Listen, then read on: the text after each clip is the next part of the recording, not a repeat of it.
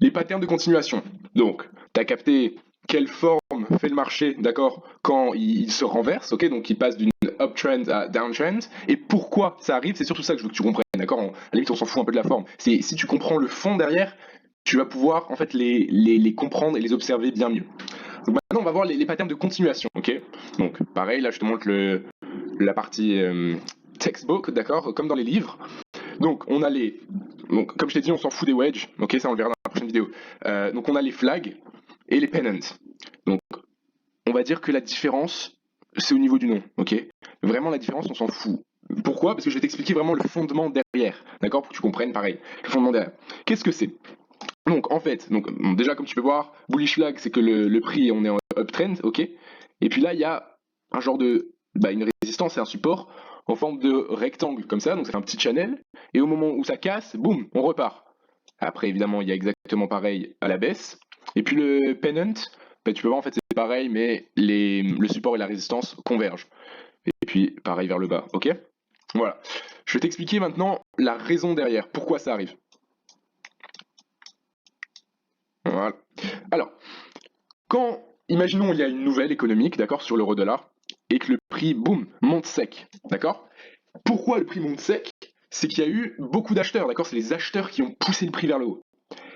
Mais il faut savoir qu'un marché ne peut pas monter comme ça tout le temps, d'accord? Faut que le marché respire. Pourquoi faut que le marché respire? C'est que en fait, il va pas y avoir des gens qui achètent ici et après des gens qui achètent à tous les centimes équitablement, d'accord? Il y a toujours quelqu'un qui, va essayer de vendre ça pour se faire de l'argent quand ça descend, et il y a toujours quelqu'un qui a acheté ici, qui va juste prendre ses profits. Quelqu'un qui a acheté et qui prend ses profits, qu'est-ce qu'il fait? En practice, il vend, d'accord? Donc, c'est comme ça que ces patterns arrivent. Donc, quand il y a des acheteurs, d'accord, qui poussent le prix, et que là, il y a plus de vendeurs, qu'est-ce qui se passe? On a vu, ça fait un délire comme ça. Head and Shoulders, boum, on change de direction. Mais, qu'est-ce qui arrive quand il y a un équilibre, on va dire, entre les acheteurs et les vendeurs? Eh ben, on a les patterns de continuation. Donc, là, le prix est vachement monté, ok, poussé par les vendeurs, poussé par les acheteurs, pardon. Donc là, on va avoir des personnes qui vont commencer à vendre et des personnes qui vont commencer à prendre leur profit. Donc on va voir que ça va faire quelque chose comme ça, par exemple. Ok? Et le marché va être indécisif un peu. D'accord? Parce que ça va. En fait, il faut que tu le vois comme une guerre entre les acheteurs et les vendeurs. Ok? Une guerre entre les acheteurs et les vendeurs. Donc là, si ça casse vers le bas, on est d'accord que c'est les vendeurs qui ont gagné la bataille. Mais si on voit que le prix la monte et casse vers le haut, c'est-à-dire qu'il y a beaucoup plus d'acheteurs en fait que de vendeurs. Et donc, ça nous montre un pattern de continuation où on va repartir vers le haut. Pareil à la baisse, d'accord? Le prix tombe, et là, hop, il y a une petite bagarre entre les acheteurs et les vendeurs qui crée cette forme sur le marché, d'accord?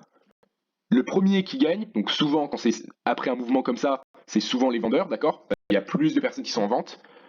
Boum, on repart, ok? Et comme je te montrais, par exemple, la Head and Shoulders ou Double Top, imaginons là le prix monte, on a un Double Top, ça c'est notre neckline. Quelle distance le prix est censé parcourir? C'est le minimum price objective, d'accord, qui était ici. D'accord? Voilà. Donc, avec un flag, donc tu vas appeler ça un drapeau, d'accord, mais juste sache qu'en anglais ça s'appelle un flag, ça va être justement cette ligne, d'accord? Donc on va prendre ça, et ça va vraiment être ce qu'on va attendre du prix quand ça repart, ok? Donc c'est pour ça qu'ils sont assez intéressants, parce que tu peux attraper des gros mouvements avec, ok? Donc la manière dont il faut que tu vois ça, c'est des respirations du marché. Le prix monte, il faut qu'il respire un petit peu, et il repart, ok? Donc voilà, donc j'espère que tu as capté ça un peu. Maintenant, on va regarder justement des vrais exemples dans le marché. Donc, évidemment, les patterns de continuation, quand on regarde dans le passé, on va les voir dans les trends, d'accord? On va pas les voir ici, tu vas pas avoir un pattern de continuation, clairement. Donc, évidemment, toi, quand tu vas t'entraîner sur l'historique, pareil. Mais après, quand tu vas trader, tu vas évidemment chercher des patterns qui sont en cours, ok? Donc, imaginons par exemple, on va la faire comme ça. D'ailleurs, si tu veux, ce petit outil replay, je sais plus si j'en ai déjà parlé, mais c'est plutôt sympa. Ça va te permettre en fait de, bon, je pense que t'as capté le délire, de passer en arrière pour faire comme si tu ne voyais pas ce qui se passe pour t'entraîner, ok?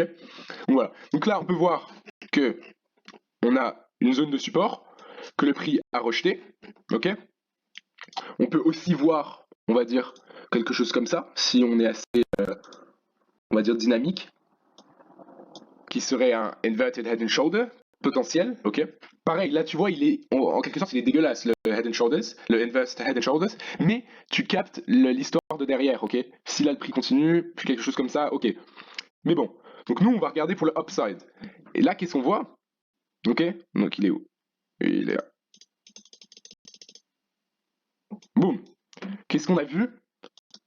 C'est ce petit pattern de continuation, ok. Le prix est monté, il respire, boum, il repart, ok. Donc là, on peut faire un achat. Maintenant, quand on regarde en ce trend, j'espère que tu peux en voir pas mal, ok, parce qu'ils sont assez évidents dans ce point-là. Là, on a le premier, ok. Quelque chose comme ça.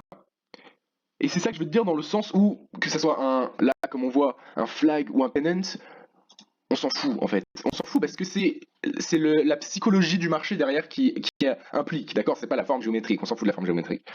Donc là, tu peux voir que c'est pas parfait. Ce serait plus un délire, même un délire un peu comme ça, tu vois. Voilà. Mais ça va rien changer. Nous, ce qui nous intéresse, c'est, on a eu cette impulsion, ok. On a eu cette impulsion.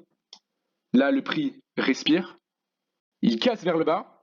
Qu'est-ce qu'on voit? On prend cette impulsion, on regarde où ça arrive, boum, ça a bien réussi à atteindre cette zone-là, d'accord? Pareil ici, tu vois un pattern de continuation, ok? Et en fait, les patterns de continuation, donc je dis, ça peut aussi s'appeler une correction en fait dans le marché tout simplement, et ça arrive souvent quand il y a un mouvement brutal, ok? Donc par exemple là, c'était très propre, il y a eu un mouvement brutal, le marché respire, correction, il casse, boum, il est reparti, aussi brutal, d'accord? Donc ça, c'est très intéressant justement quand c'est brutal, parce que en fait, ce que nous on regarde, c'est que il y a même une théorie en fait sur ça, c'est que les marchés bougent par impulsion, c'est-à-dire que le prix va monter. Imaginons que ça c'est la résistance. Boum, il y a une impulsion vers le bas. Et là, le prix corrige. Boum, une impulsion. Il corrige. Boum, une impulsion. Ok. Et là, je trouve que sur cet exemple, tu le vois pas mal. Ok. Donc on a ça. Pareil, si on avait pris cette zone-là, donc le minimum price objective, hop, on peut voir que ça correspond bien aussi. Ok. La manière dont tu peux le voir aussi, c'est counter trend lines, donc des trend lines contre le prix. Ok, on peut voir que le prix il est en baisse, mais on a des petites counter trend lines. Donc par exemple même quelque chose comme ça.